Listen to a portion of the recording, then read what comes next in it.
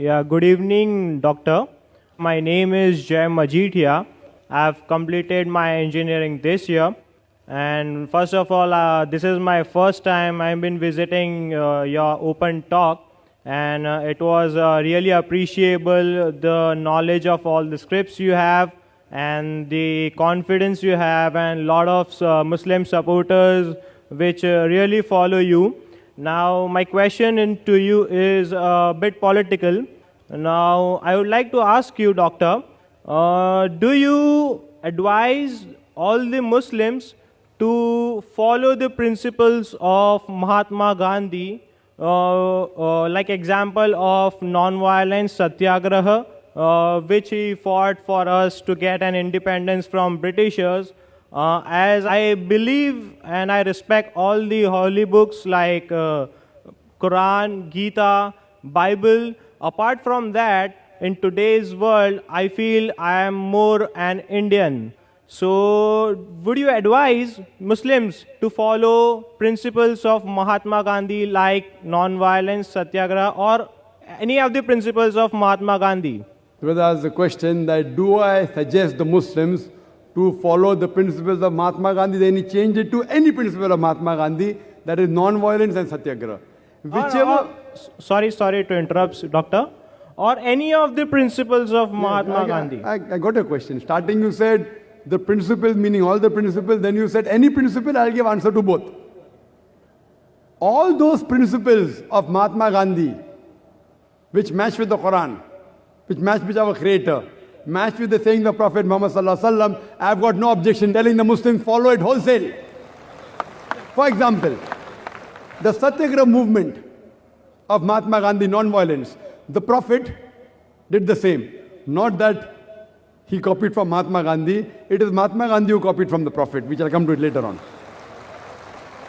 If you see the Makki age of the Prophet, the first approximate 13 years that he spent in Makkah, he told the followers, no violence. Many non-Muslims who accepted Islam, they were fierce warriors. The Prophet said, your jihad is sabr. Sabr means patience. Many Muslims were killed and butchered. The pagan Meccans that time, they targeted the weak Muslims. They tortured them. They killed them. So those who were powerful, they got angry. They said that they killed our brothers, we will take revenge. The Prophet said, your jihad is sabr. See, someone who has the power to fight back, and he fights back, it's good. But someone who has the power to fight back, and the commandment is don't fight back, and then he restrains himself, that is real jihad. Jihad in Arabic means to struggle. It means to strive. So here the Prophet's commandment was non-violence.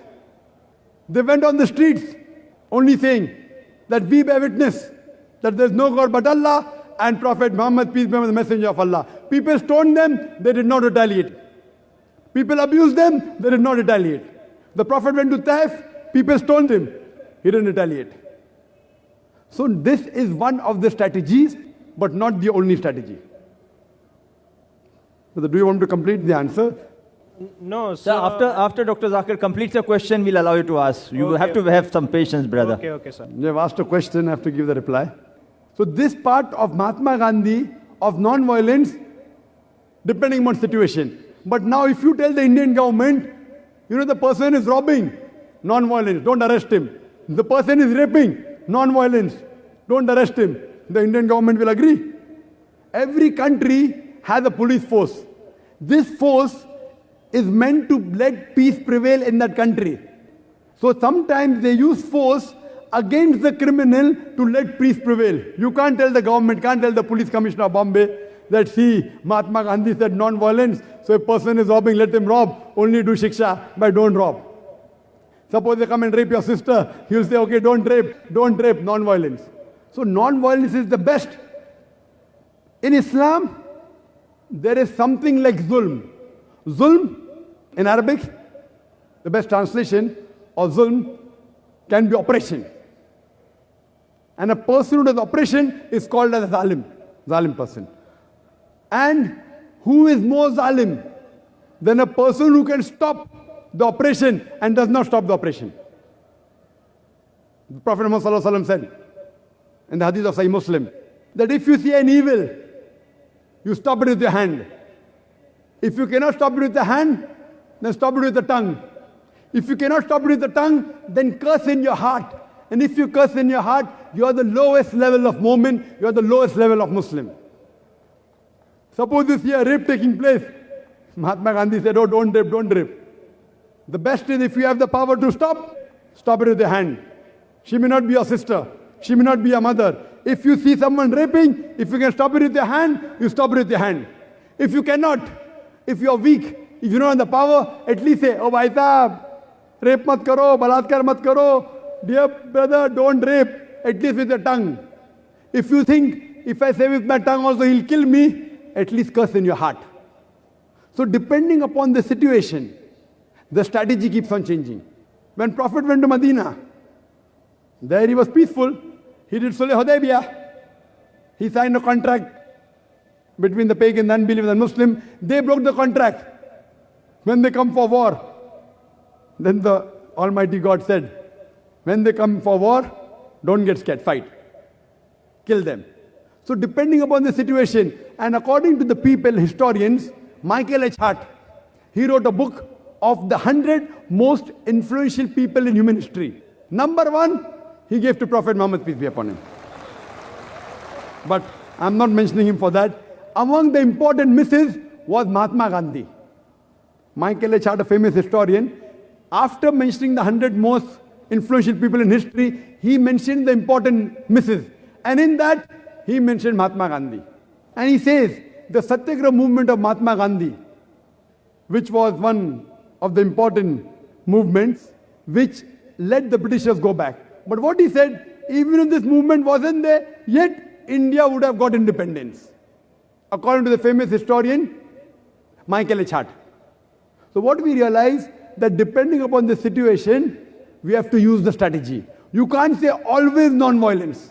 Sometimes violence will have to be used to let peace prevail. Like how you have police in every country, in every state. So anyone who goes beyond the limits, who rapes, who robs, who harms other people, that time, as a last resort, like the country says the police can use force, similarly Islam says, as a last resort, as a last alternative, sometimes force can be used to let peace prevail. Hope that answers the question.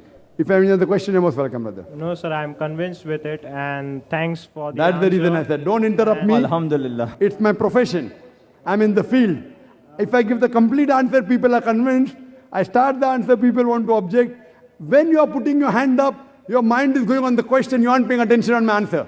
So when you listen with an open mind, inshallah, I will answer your question. If not, inshallah, I will give you a second opportunity. Okay, and I would also like to advise all the Muslim people over here. You have a great scholar like Dr. Naik. So please follow Muslims 100%, as there are some doubts like people do not follow it 100%. So I hope all the Muslims will follow the Muslim religion 100% and make India proud. Thank you. Thank you very much, brother. I would request that all the Muslims should follow Prophet Muhammad, peace be upon him, and the last and final revelation, the glorious Quran. As far as the brother, he said that Muslims should follow me 100%. I request him that even he should follow me, at least what I speak about the Quran and the Sahih Hadith. So, brother, we are waiting for an opportunity. I want you also to follow me. Me, as long as I match with the Quran and Sahih Hadith. If I don't match with Quran and Sahih Hadith, even Dr. Zakir Naik is zero. Zakir Naik has got no value. What I say, if it matches with the last and final commandment, the glorious Quran, and last and final messenger, Prophet Muhammad, peace be upon him, you follow me. I request you, even you should follow me, what I speak about the Quran and the Sahih Hadith.